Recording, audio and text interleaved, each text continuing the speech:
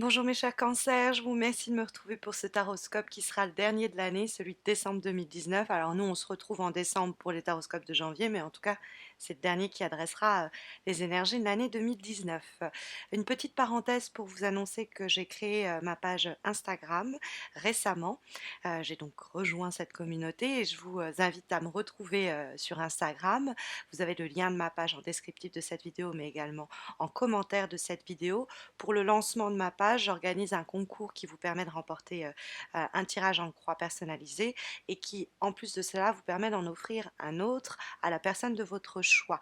Donc, les consignes de concours sont expliquées sur le dernier post, ma dernière publication sur ma page Instagram, qui représente en une capture d'écran de la playlist de décembre, des taroscopes de décembre. Donc, n'hésitez pas à m'y retrouver.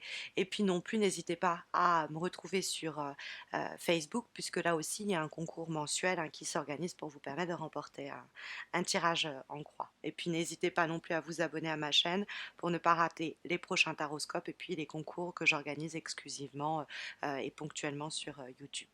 Mais revenons à nos énergies du mois de décembre.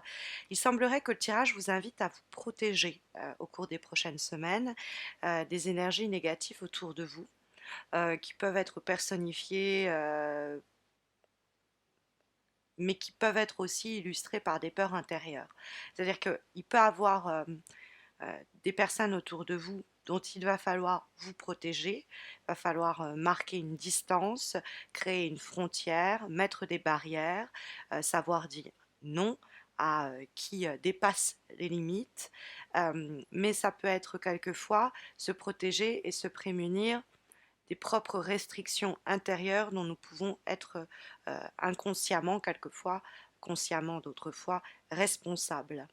On est, on a en effet dans les éléments qui vous seront profitables pour le mois de décembre, la carte du 7 d'épée. Or, la carte du 7 d'épée, elle peut vous donner une méthode sur la façon dont vous pouvez vous prémunir des énergies parasitaires alentour, puisque on voit ce personnage avancer masqué.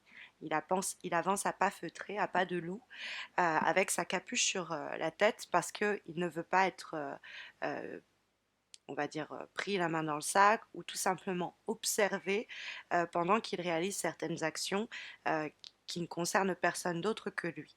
Donc le 7 d'épée, il ne va pas claironner sur tous les toits les actions qu'il est en train de mener, ce qu'il ressent ou ce qu'il pense. Il va agir dans la pénombre, la nuit venue, c'est-à-dire sans que les autres ne le voient ni ne le sachent, euh, le temps que tout soit en place. C'est un petit peu les coulisses.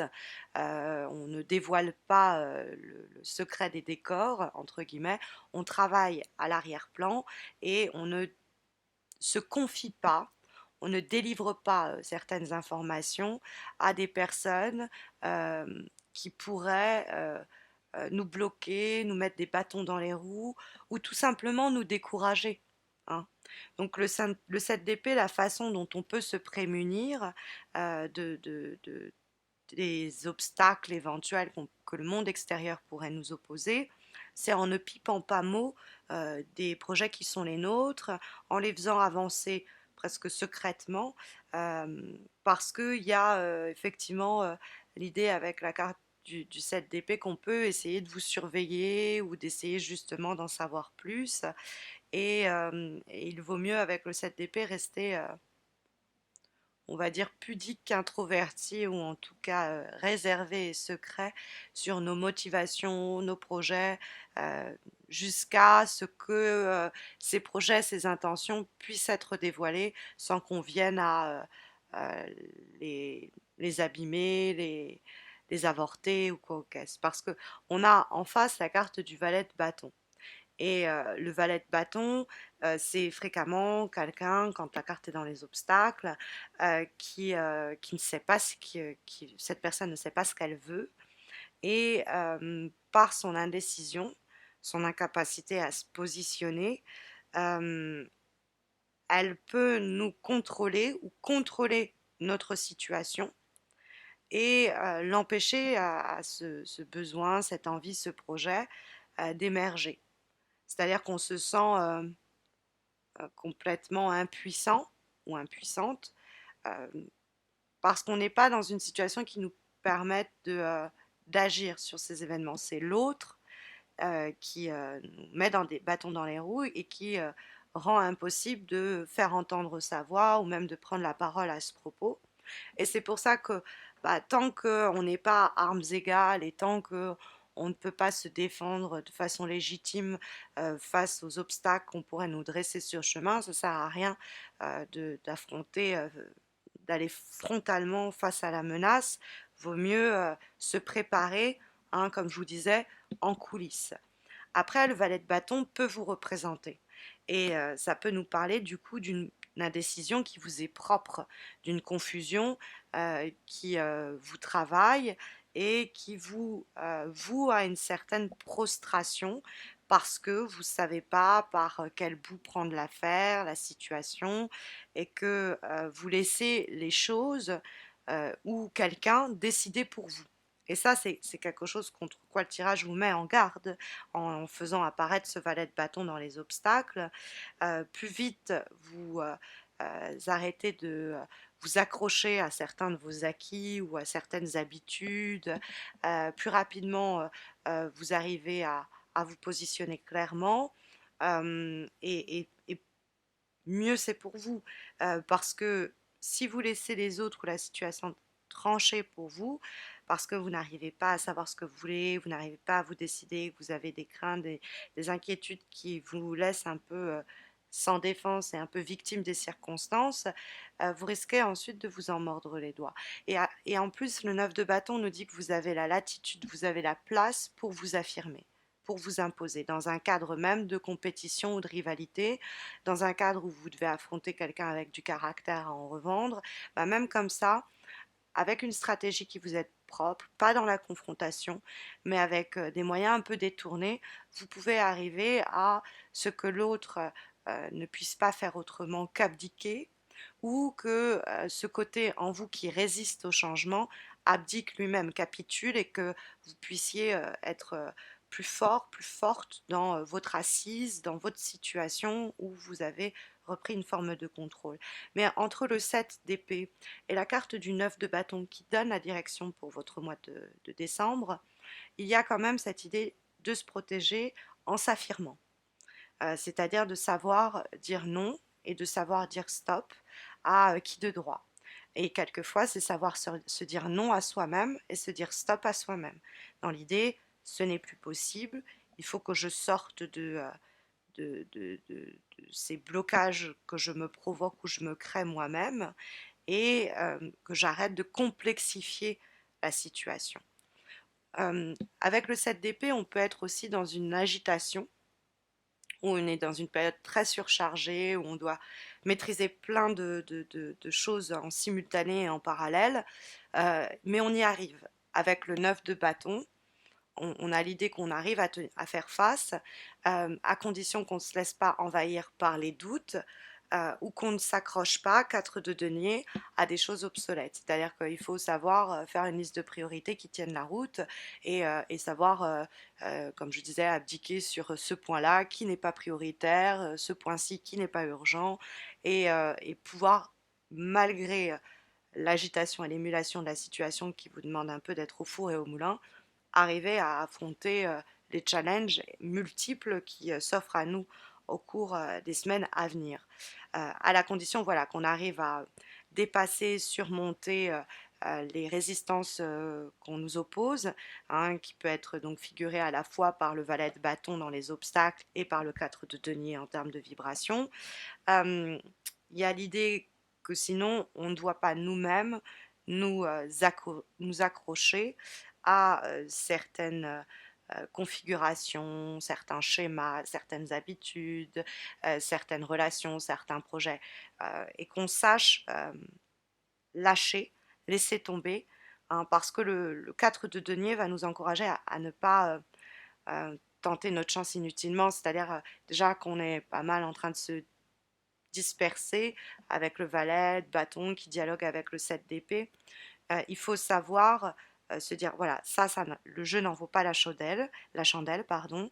Là, faut que je lâche aussi du lest parce qu'en fait, je m'accroche à ça, mais c'est parce que j'ai peur j'ai peur du changement.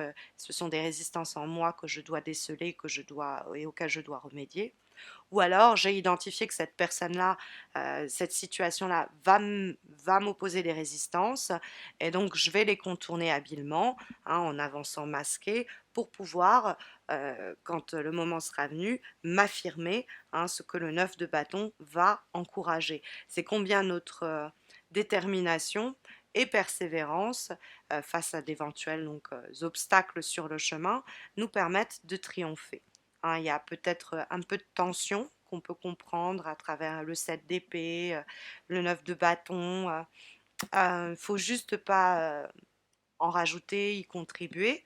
Euh, mais c'est l'idée que le 9 de bâton, on ne ménage pas ses efforts, on a bien remonté les manches, on a mis la main à la pâte et on a su protéger ses intérêts, défendre son point de vue et ses opinions et faire en sorte que l'on n'empiète plus sur nos plates-bandes. C'est savoir aussi réclamer ce qui nous est dû et en sortir victorieux, victorieuse à cet égard.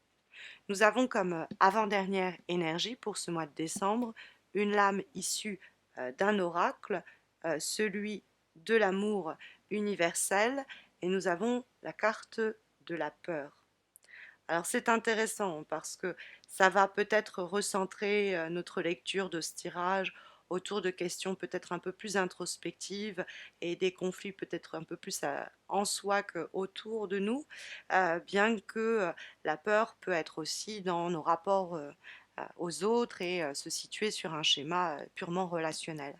Mais cette carte-là, elle nous dit que la peur qu'on va trouver dans le valet de bâton, mais aussi la peur du changement, hein, que le 4 de denier va représenter, eh bien cette peur-là, elle nous empêche de vivre, de faire l'expérience du potentiel plein de cette relation, de cette situation, de cet aspect-là de notre vie. On a peut-être essayé de la supprimer, cette peur, de s'en défaire, mais au fond, on l'a enfermée un peu plus au fond de nous encore. Et il y a l'idée d'identifier quand est-ce que nos peurs deviennent en partie irrationnelles, ou en tout cas euh, partiellement, au moins contrôlent nos vies, si c'est pas totalement. Il va falloir faire face à ces peurs-là qui gèrent un peu notre manière de nous comporter, de réagir, hein. On va être sur l'inconscient. Faire face à ces peurs-là en vue de les guérir. Il n'est pas question de les supprimer ou de les refouler, mais au contraire de les laisser affleurer à la surface pour une à une leur faire face, les affronter, leur donner toute notre attention, les reconnaître et en guérir. Donc il y a quelque chose à ce niveau-là à clôturer et il y a une opportunité pour le faire. Nous avons comme dernière énergie une lame issue d'un autre oracle, celui d'âme à âme, pensé et dessiné par Stéphanie Gras. Et nous avons la carte de l'automne. Je dirais, pour faire un mauvais jeu de mots, une carte de saison. On a en effet dans la carte de l'automne, bon, la période qu'on va laisser avec le solstice le 21 décembre, mais c'est la saison des bilans, l'automne, telle qu'elle est comprise et pensée dans l'oracle en question. C'est la période où on se dépouille, on se débarrasse de ce qui euh, euh, retient, empêche, entrave notre épanouissement. Ces vieilles feuilles-là qu'on laisse tomber, c'est pour retrouver un regain d'énergie. C'est l'idée en fait d'être en paix avec soi-même en s'effeuillant, c'est-à-dire en supprimant une sorte de mue comme ça, tout ce qui était mort et qui pesait encore, et il y a une sorte de lâcher prise comme ça, et une nouvelle affirmation de soi à travers cela. La parole qui est associée à l'automne est la suivante. Ce qui a parfois de beau avec l'automne, c'est lorsque le matin se lève après une semaine de pluie, de vent et brouillard, et que tout l'espace, brutalement, semble se gorger de soleil. Donc voilà, il y a une période où il faut serrer les poings, s'affirmer, pour justement se dépouiller, s'effeuiller de ce qui était mort et avoir ce soleil comme ça dont on va pouvoir se gorger, hein, c'est-à-dire une sorte de renaissance. Voilà en tout cas les énergies ici sondées par les cartes au sujet de l'évolution des prochaines semaines, en espérant que ça pourra vous guider. Mais vous le savez, si vous avez besoin d'une guidance personnalisée, il y a le concours sur Instagram, hein, comme j'ai lancé ma page, avec le lien de ma page Instagram en descriptif de cette vidéo, mais également en commentaire, où vous pouvez me retrouver pour remporter un tirage en croix pour vous et une personne de votre proche environnement, un ami, un membre de la famille, un amoureux, une amoureuse, qu'importe. Et vous avez également le concours sur ma page Facebook, hein, qui vous permet également de remporter un tirage en croix, comme chaque mois. Donc n'hésitez pas non plus à m'y retrouver. Vous avez le lien de ma page Facebook également en descriptif de cette vidéo. N'hésitez pas non plus à vous abonner à ma chaîne pour ne pas rater les taroscopes de janvier et sonder comment l'année va démarrer, et puis les concours que organise exclusivement et ponctuellement sur ma chaîne YouTube. Je vous souhaite à tous et à toutes de très belles semaines à venir. Je vous donne rendez-vous fin décembre pour les taroscopes de janvier. Prenez soin de vous.